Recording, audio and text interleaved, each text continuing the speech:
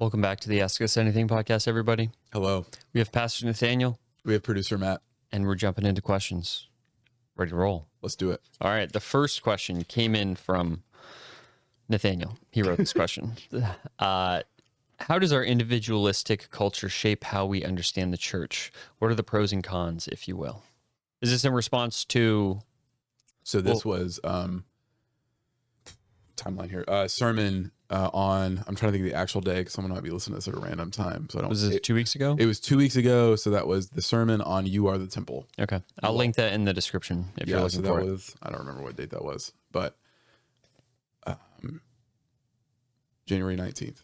There it is. January 19th. That was a sermon, and a recap of that sermon in 30 seconds is that the text says, we're looking at the series of worship. What does it mean? And the text says, you all, plural, y'all are the temple. When we gather together for worship, God's presence is with us in a unique way. And I think that's hard for us to understand because we're in an individualistic culture. And I made some comments about our individualistic culture. It makes it hard to stand, but I didn't unpack them. And so I thought maybe it'd be good to take like 10, 20 minutes to really take a deep dive into why is it so hard for us as Westerners in a very individualistic culture to understand the you plurals and the necessity of corporate worship. And I think we can understand that better if we understand the culture. So I focused on the text. I alluded to the culture part, and I was like, this is why we have a podcast. Yeah. Is to unpack the things so we don't preach till like 12:30. So I forgot even how I asked it. So let me see. How does our individual culture shape how we understand the church? What are the pros and cons, if you will? Okay. Yeah. So there's a book. What is it called? I should have looked this up. I think it's called Inventing the Individual by, what's his name? Larry Siedentop, I think is his name. Where he essentially traces out the thread of how individualism came about to be. How did we get to a point in the world we are at now, at least in the Western world, not all parts of the world think this way, where we think primarily about ourselves as isolated from other people. We think primarily about ourselves disembedded from communities. And if you look at, the texts from really pre-1500, the vast majority of them, here's the interesting thing. You don't really have a lot of writings about personal feelings in the ancient world. If you told a story about yourself, it might be that, like, for example, the Iliad or the Odyssey. It's about the events that happen. It's about the internal struggles, but you don't really have like a deep reflection on internal states and emotions until Augustine's Confessions. And when did he write that? I think it was the 390s, early 400s. So into the 4th century, into the 5th century. That is one of the first full treatments of basically, what we would describe as a testimony. But defining testimony from not just external events and brief highlighting internal struggles, but a deep look at the interior life. And what that book traces out, and what other scholars have traced out, is that in some ways, Paul and Jesus, the New Testament, if you will, invent the individual. And you could almost say you could throw the Psalms in there as well, because the Psalms have a balanced view of the community and the individual. And what I mean by that is you see all throughout the Psalms, we, our God, Lord, we praise you. But then you also see personal commands. And again, I don't know the data. I don't know if anybody's ever quantified that, like how many first person singulars are in the Psalm versus, third person singulars. First person plurals, that is, versus first person singulars. How many I's versus we's. My sense reading the Psalms, I don't know about you, is it's somewhat even. You have a lot of, Lord, I confess my sin. Lord, I'm longing for you. My soul is thirsty for you, like a deer searching for water. So there's that personal element, but then there's also like a communal element. Lord, restore our fortunes. And I would argue the Bible has a very, very balanced perspective. But what historians have pointed out is that the Bible emphasizes the individual in a way that was rare in the ancient Near East and rare in the Greco-Roman world. And so Larry, again, I forget how to pronounce his last name. I think it's Larry Siedentop. Can we pause? All right. Mm-hmm. All right. Resume. We just paused and I checked. It is Larry Siedentop, Inventing the Individual, the Origins of Western Liberalism, where he basically points out Paul is talking about the individual and how individual responses to God matter in a way that's very rare in the ancient world. And so, I mean, you could point all throughout his, but just to give a couple examples, Galatians 3, when he says, those who have faith are children of Abraham. What he's really emphasizing, and you see this in the Old Testament, but Paul emphasizes it more, is you're not just automatically saved, a part of God's people forever without a personal response. So he's recognizing there's a communal response. Children born to believers and the people of God are a part of the covenant, but then there needs to be a time that they profess their faith. We can't just automatically assume that faith is borrowed. Faith is intrinsically tied to nation or tribe or language or family. And that was the majority opinion in the ancient world. Ancient world being ancient Near East, 2000 years BC, 1500 BC, but also even the Greco-Roman world. You did what your family did. You were primarily identified by what the community thought of you, not what you thought of you. And so Paul is pretty radical in so many different ways when he basically says you need a personal response to faith.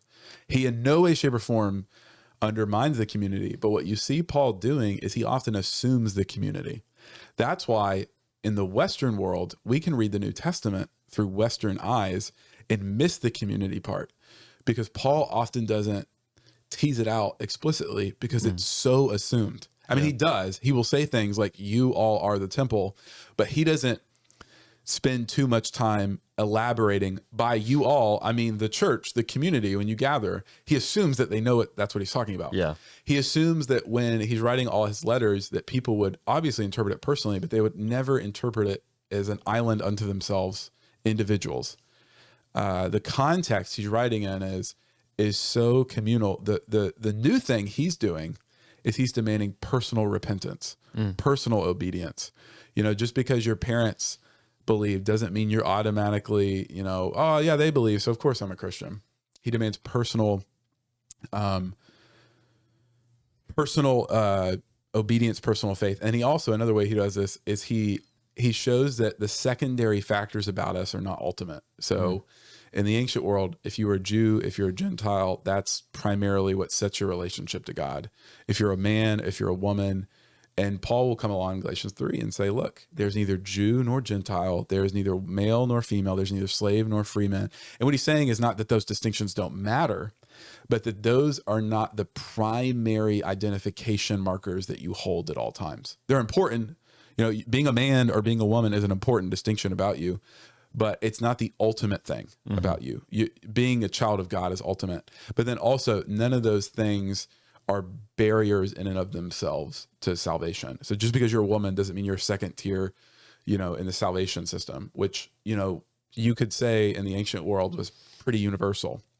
If you're a woman, you're usually minimized, socially, religiously, all the ways. There were some exceptions, but majority. And so Paul, Larry Siedentop points out, basically, in one sense, invents the individual. Augustine takes it even further and writes a full-length treatment about this stuff, right? Where he's talking about, Lord, I'm restless until I'm resting in you, his own spiritual journey. And that's really the first deep autobiography that we have in the world. Deep autobiography is Augustine almost invents the genre of autobiography, in its modern form. Now, what Tim Keller points out, he has a great little section in his book on preaching, where he points out what Western secularism is some of these values that Christianity introduced taken to the extreme, and the other parts that were taken for granted kept behind. So let me give the example of individualism. If Paul comes along and says, yes, the community is important, you're a part of a family, you're not this autonomous individual, you're a part of a nation, the community is important, you should never, ever, ever forsake the gathering of the church, it's really important. But let me add something that maybe is a little challenging. Personal response matters. The modern world says personal response is ultimate. Community doesn't matter. And it's a long, complex history of how we got there. But basically, it's a long, slow progression from, you could say the Reformation on, but I would really want to start with Rousseau, as Carl Trueman does in his book, The Rise and Triumph of the Modern Self. He says, Rousseau has this very original idea that the interior life is the ultimate life, and exterior circumstances all need to bow down to the interior. So basically that we are first and foremost individuals. You could also, anyway, I don't want to get too much into the history of philosophy here, but you could point it on Descartes. I think, therefore I am. And his whole meditations are done by himself in his room. And you might ask, how would he have come to a different conclusion if he had kids? Well, at least in the room with him, or he was a part of a community. He doesn't define himself in isolation, but that's how he does. And there's all these figures, and I hesitate to even name some because it makes the picture more simplistic than it actually is. But all these figures start to identify themselves based on who they are. And one thing Rousseau does that's really pivotal for the modern world is he says what's inside is intrinsically good and what's outside is intrinsically bad. So he says the world corrupts us, but who we are, our true authentic selves, it was good. And we become messed up through society. And other thinkers like Freud, like Heidegger, develop this theme. Marx, even in some ways, develops this theme. But what you have is, to use Larry Siedentop's, the invention of the individual. I conceive of myself, even if I'm a Christian, this is the water I swim in. You conceive of yourself this way. We are born, and it's enforced in 1,000 different ways that it's primarily about me. When I think about myself, I'm thinking about myself in isolation from other people. And you just got to think, like, the ancient world, they couldn't even get to that space mentally. It was so hard for them to think, me, my feelings are first and foremost. And so just to give a couple examples of how this practically teases out, because maybe this is all abstract and philosophical. If you were in the ancient world and you said your family, they made weapons, or let's just say they were bakers and they made baked goods, and you were a part of that family and that's what you did it. Like, if you had this thought in the back of your mind, I don't really want to do this. What you did is you said, well, that's dumb. I'm not going to take that thought seriously. Because the community is more important. This is what I'm supposed to do. This is my lane. This is what I'm supposed to do. I submit my internal desires to the external community. In the modern world, we do the exact opposite. Yeah. We say, my parents, hardly any of us assume we're going to do what our parents are going to do, first of all. Yeah. And few of us, their parents did what their parents are going to do. It's very much like, let me find what I want, and then I'm going to go do it. Exactly. Let me find my way. And there's very little thought of how is this going to affect the community. Now you could put, sexual desires here. It's like, let me find that by looking in. Towards the ancient world, they look and they say, oh, I'm a boy because my external parts tell me that I'm a boy. And there was never really a thought that let me look internally and make my internal desires trump my external reality. Today, there's kind of a question, right? Like in our culture of like, which takes precedence, external reality or internal reality? The point of all this is to say it takes a modern Western individualistic culture to even get to the place where we say internal desires are primary over external or communal, external realities or communal realities. Now, the question is obviously, what does this have to do with corporate worship? A lot, but I'll keep it short, is we basically treat corporate worship, a lot of us, even if we've, been in the church for a while, is optional. But what's primary is my personal relationship with Jesus. Now, the Bible wants to affirm personal relationship, but it assumes a communal relationship that we never have, we don't have really right now. So we think it's a possibility to have a relationship with God apart from the church for a long time. Like, we don't need to go to church. That's the extra thing that if we want to go to church, we can. But even how we're involved in church is a very individualistic way. We go to churches that we like. We go to churches that make us feel good. We go to churches that fit our personal preferences for worship.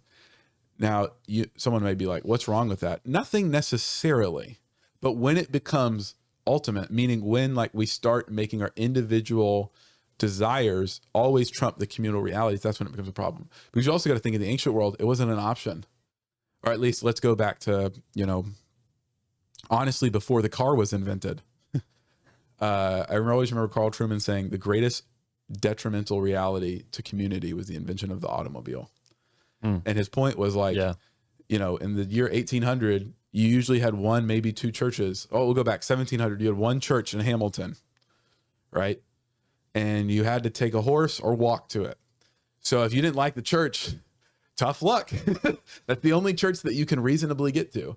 But car comes along, you're like, I don't like Center Grace anymore. Their sermons are too long. I'm going to go to the next church because I can. And because I live in an individualistic culture where my desires trump the community. So I no longer think like, how does me leaving this church affect the community? Don't care. Personal desires are ultimate. So again, all that to say, we now think of our relationship with God as primarily just us and God. We think of even freedom and our rights is what we can be free from. And if you go look at, people even pre-1500, when they talk about freedom, they were talking about free to serve. Paul, for example, Galatians 6, you are free from the law. We read that in the modern world and we're like, oh, that means we can kind of do what we want as long as we don't step on too many people's toes. That's not how Paul thought about it. He explicitly says in Galatians 6, use your freedom, I think maybe Galatians 5, use your freedom to serve other people.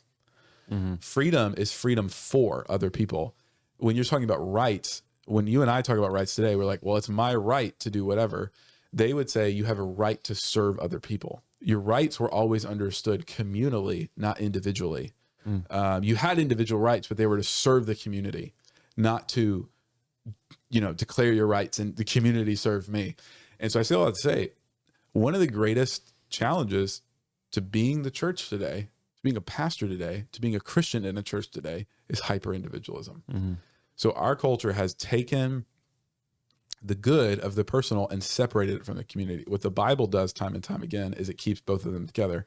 And what we just need to realize is that Paul is writing in a communal context and he's trying to emphasize the personal.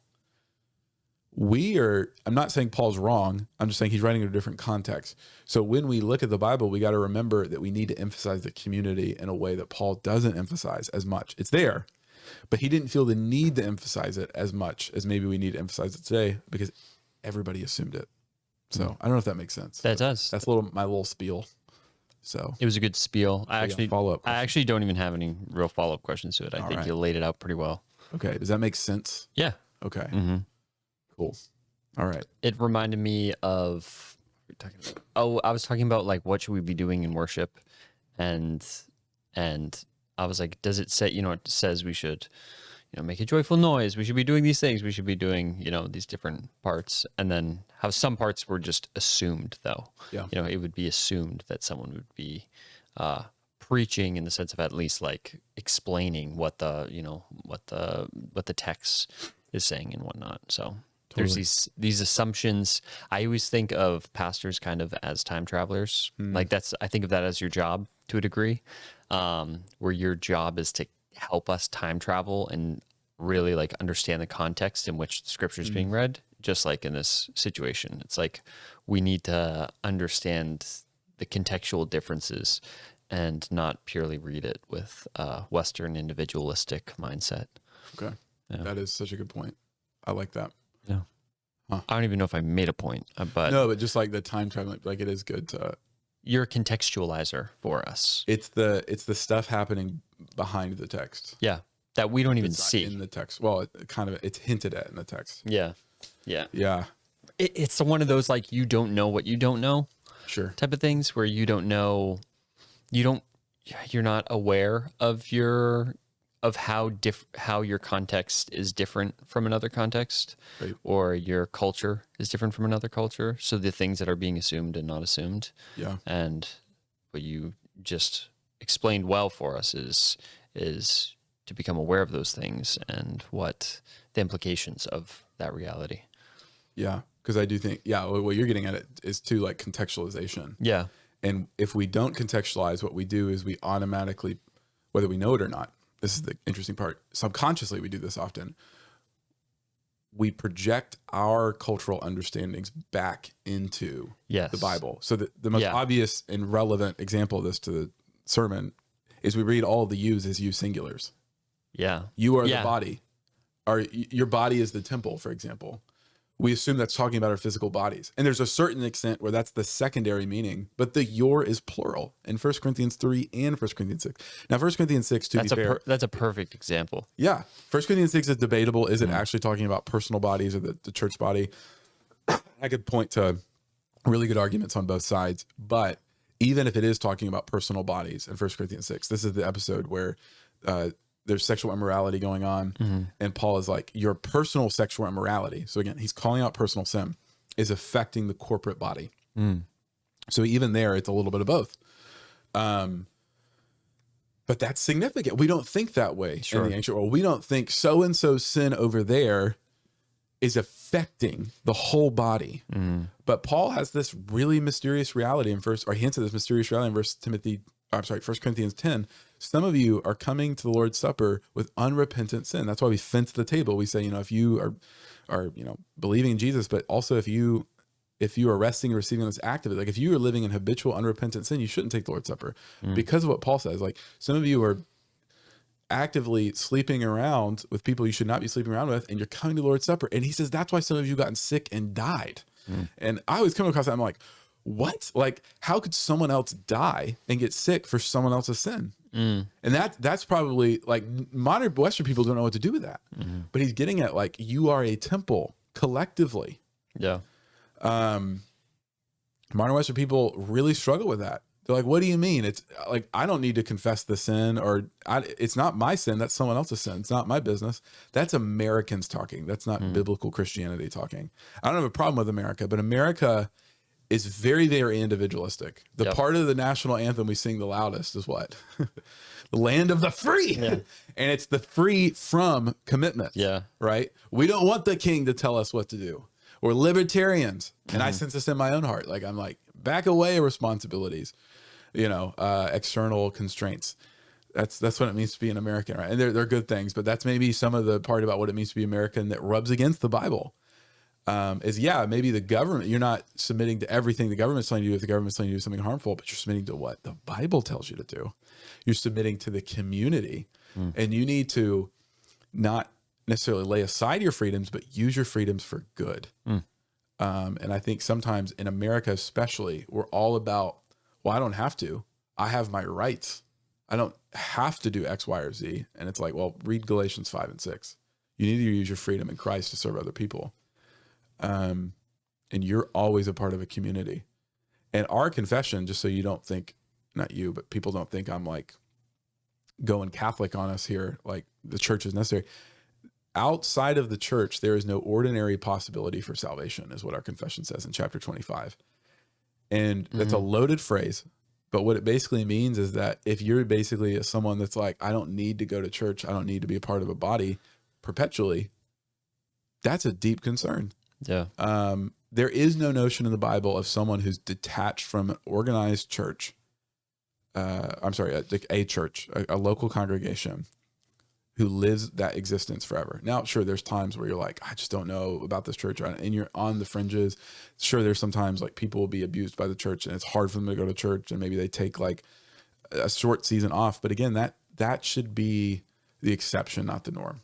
And even then, like, even though it might be difficult for someone who's experienced abuse, there should always be the attempt to re-engage in a community, even if it's difficult, because it's necessary. It's not just helpful; it's necessary to grow in Jesus. Okay.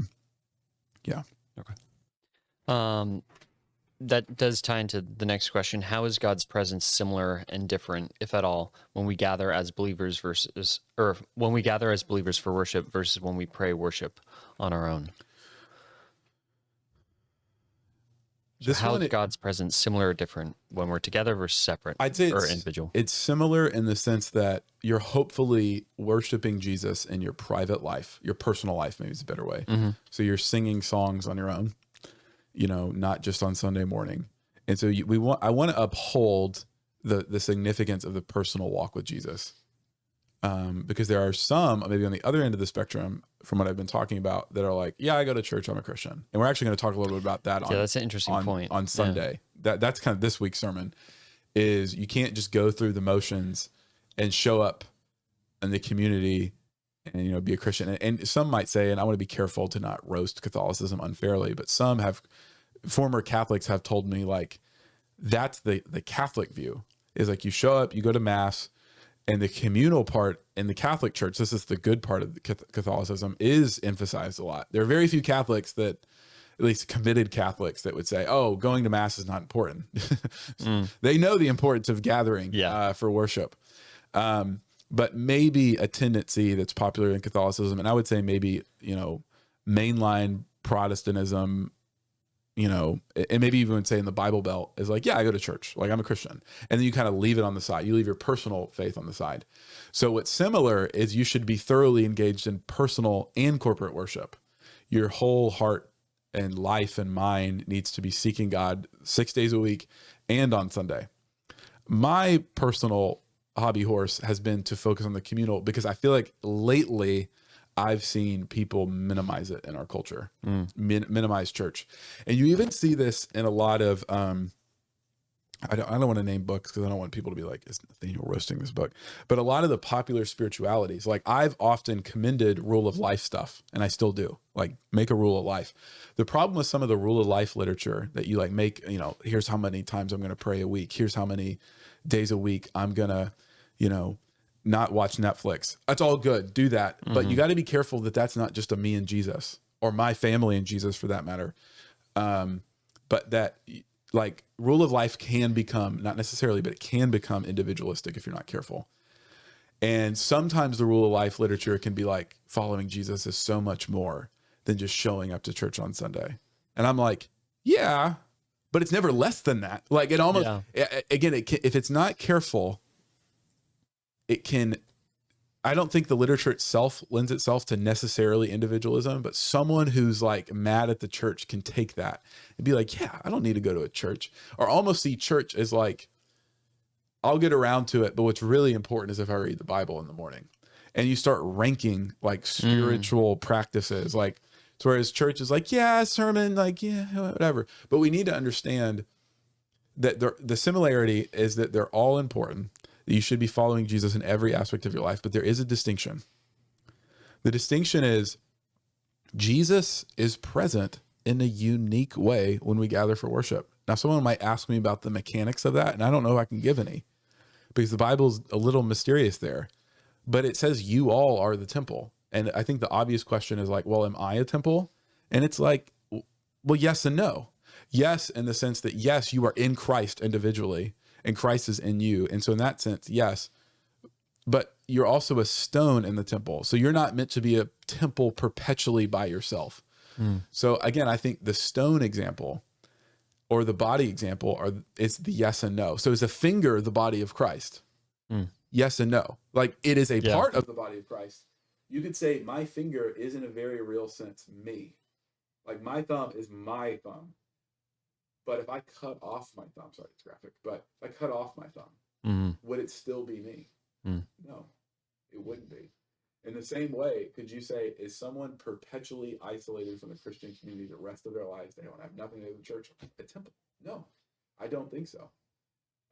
Is someone who the 6 days a week, they're not at church, a temple? Or maybe there's someone who's a shut-in who can't be at church. Are they still a temple? Yeah.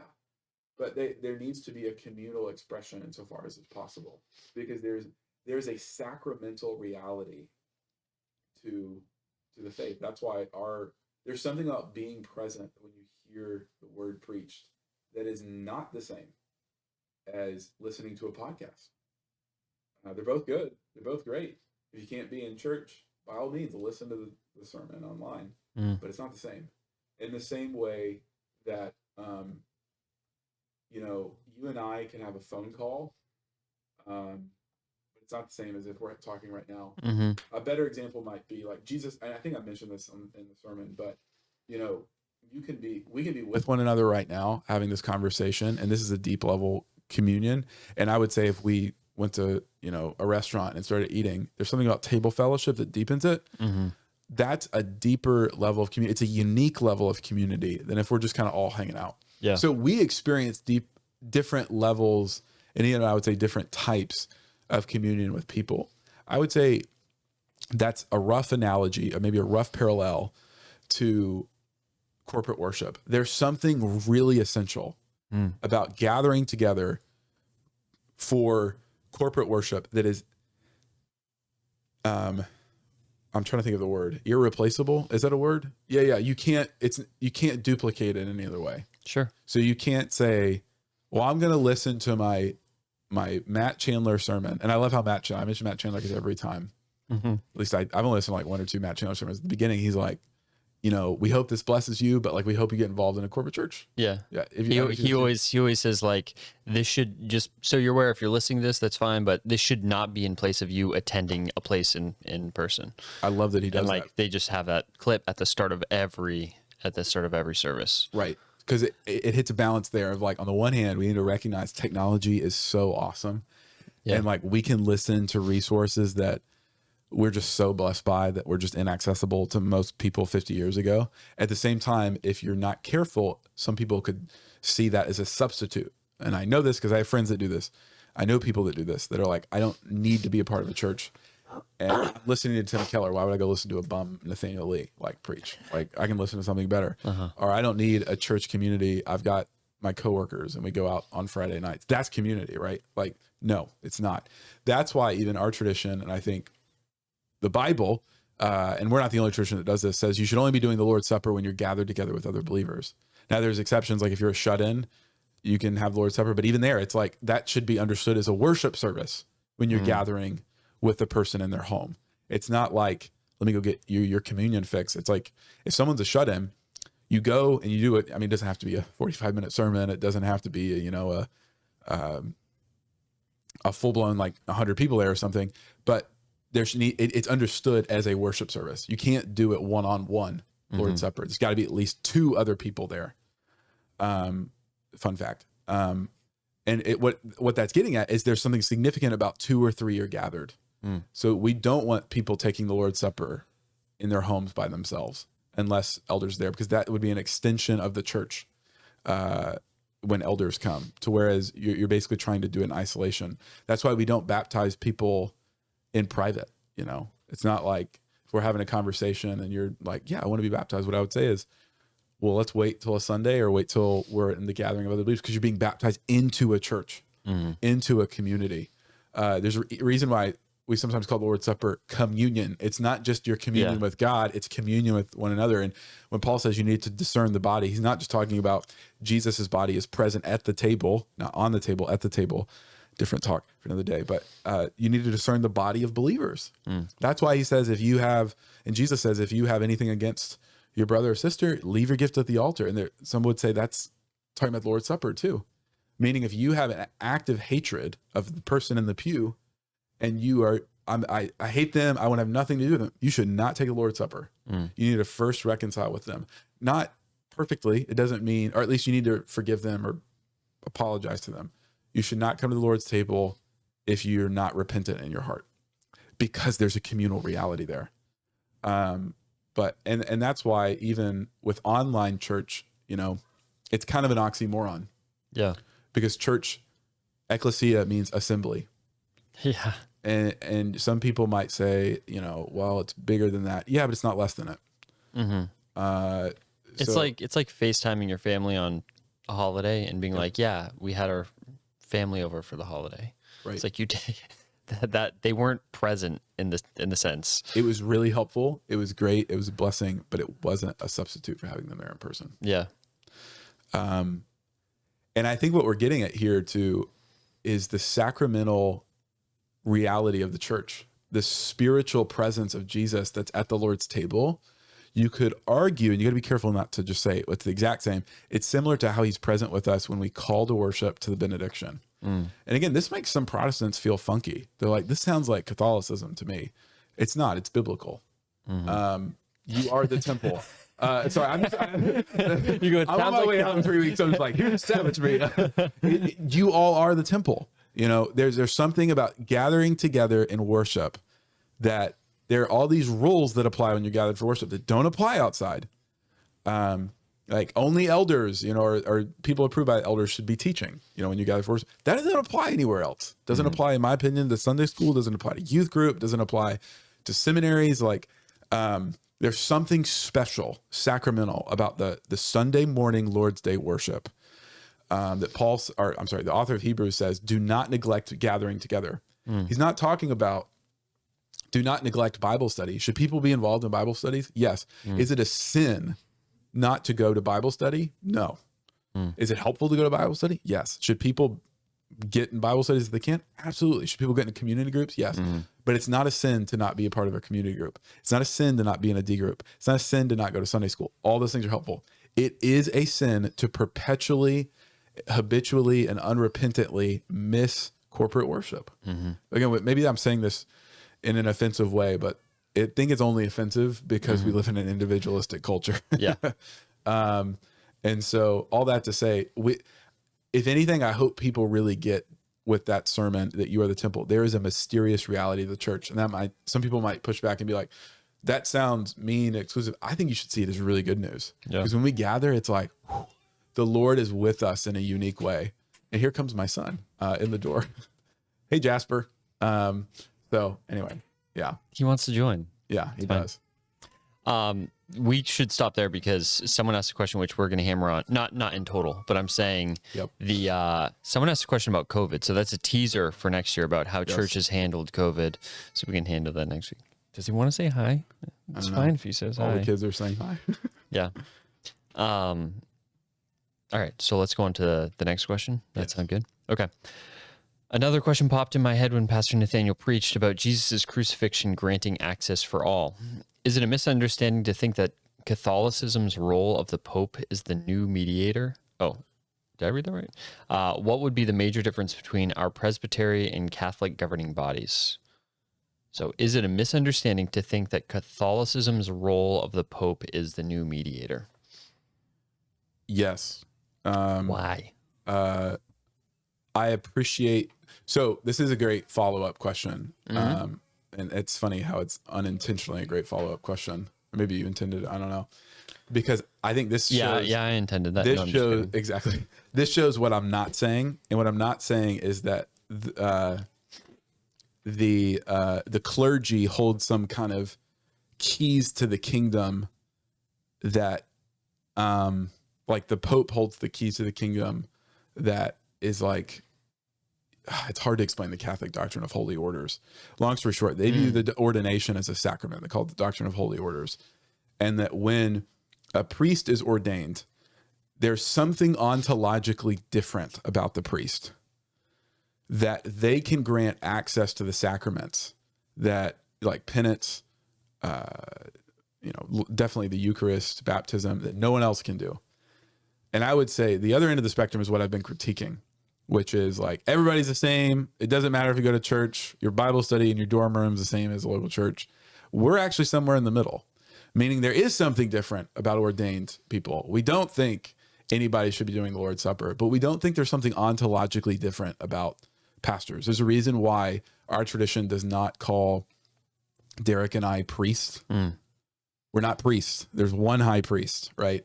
A priest is a mediator. Like, it's almost like there's a level of an ontological distinction where the priest is like halfway in God's camp, halfway in the people's camp. And I'm using camp even kind of intentionally to reference the Old Testament. The Old Testament were priests. Jesus is the great and final. He's the great and high priest. There's one high priest, we would say, in the Presbyterian tradition. So that's where we would respectfully disagree. I get where the Catholics are going, but I would respectfully disagree with them or maybe even our Anglican and Episcopal brothers and sisters. I don't like the word priest, makes me uncomfortable. I'm not going to go around and say it's heretical, but I think it's misleading at best, because it assumes some kind of ontological superiority, that the priest is somehow like closer to God, like they're like halfway to heaven, if you will, and that you need to go through them specifically. And I would say where we're kind of in the middle is the congregation under the rule, the rule and authority of the elders and the sacraments, but the congregation plays a significant role too. Now, again, this is maybe getting way too in the weeds of Catholicism.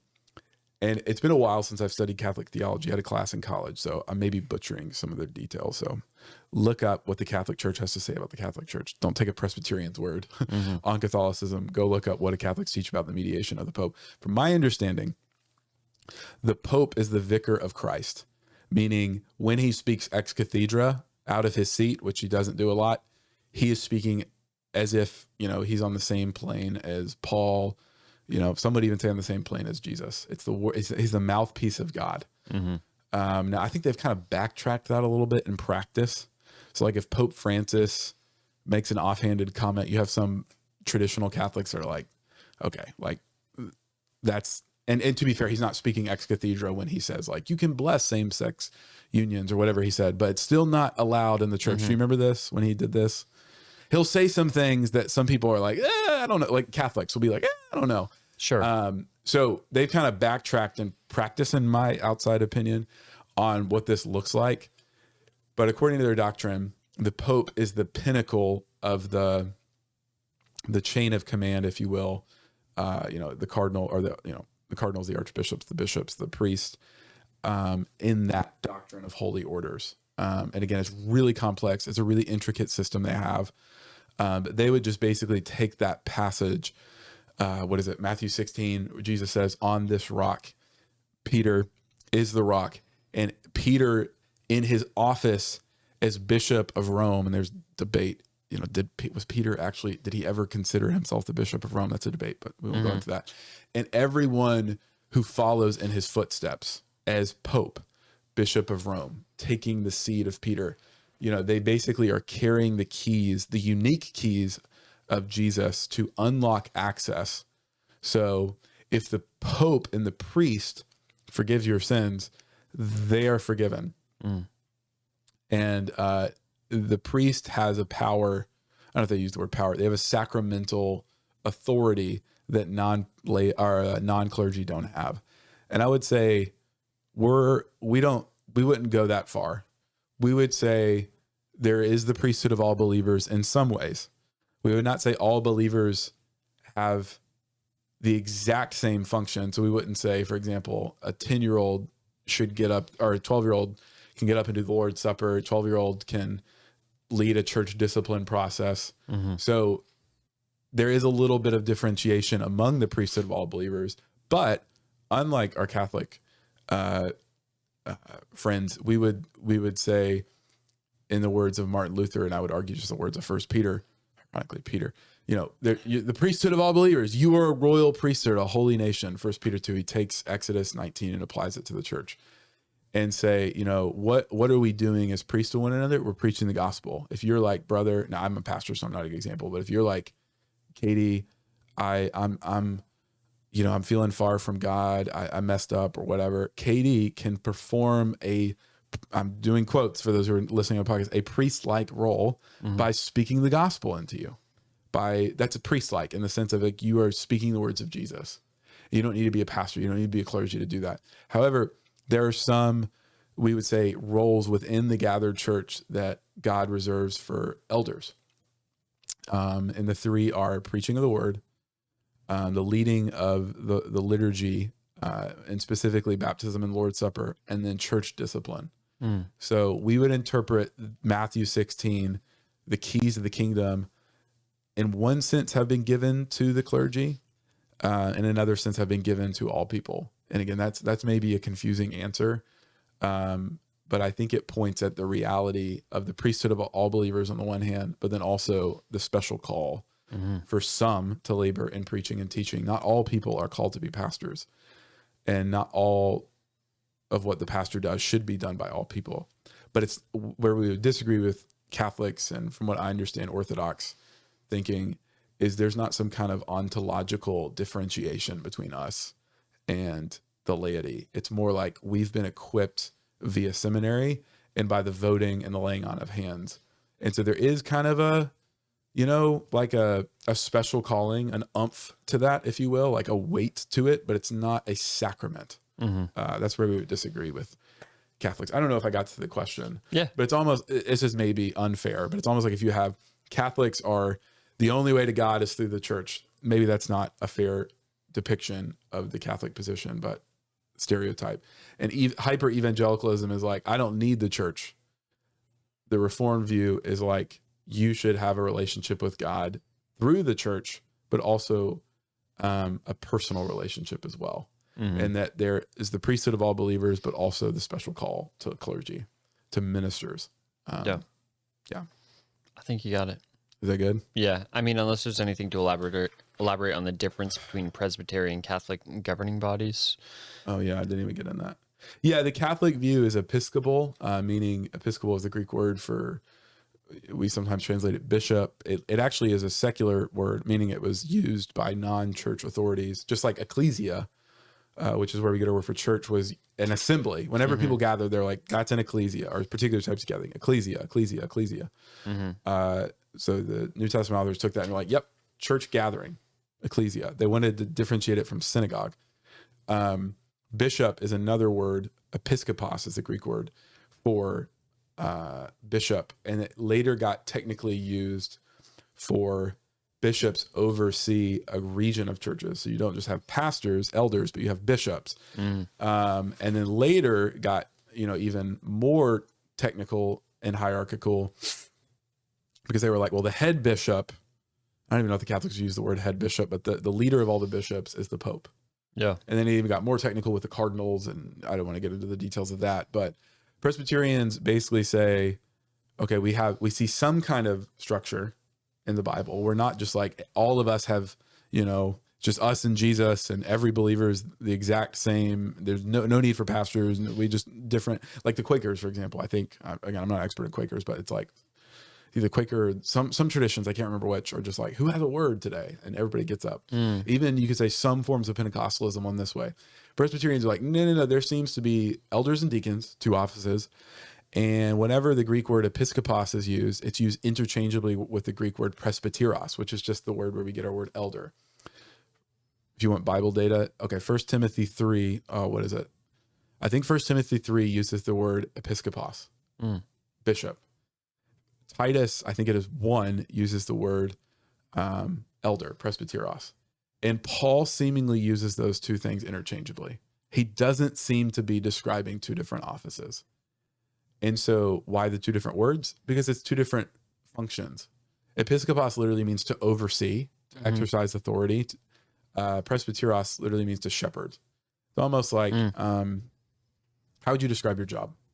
Give me one word. I am a blank. I am a manager.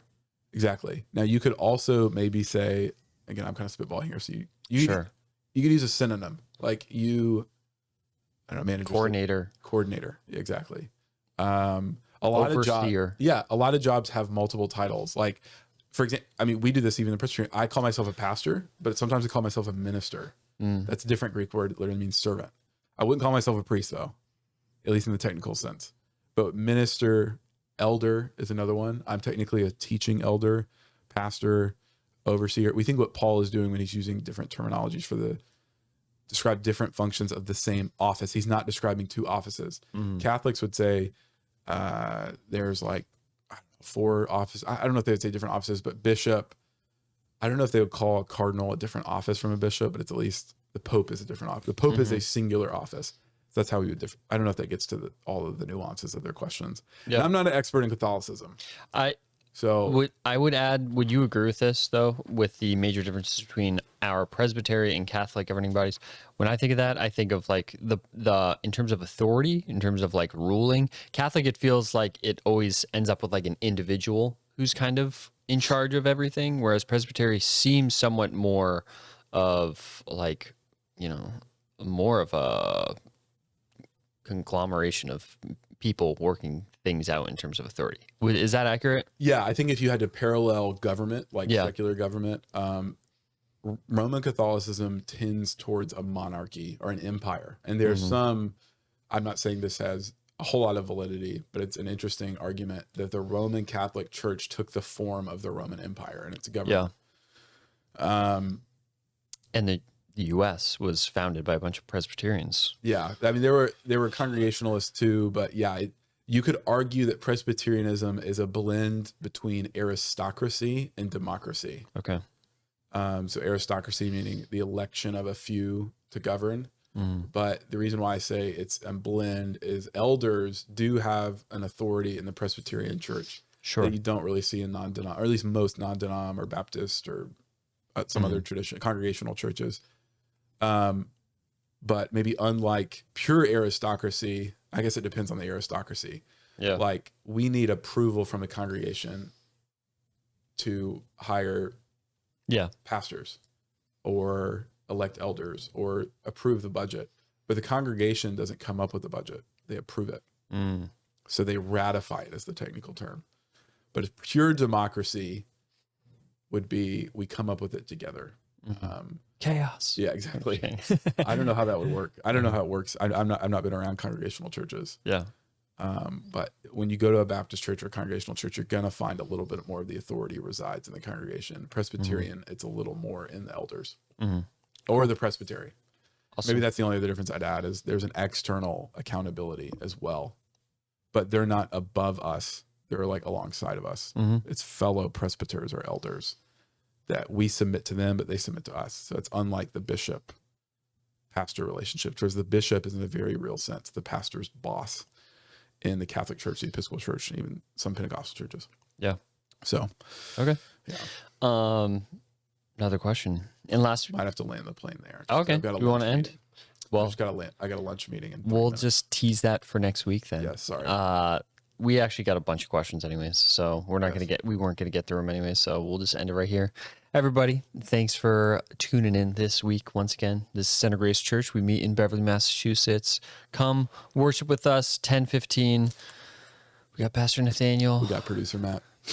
Thanks for being with us. Peace. See you guys.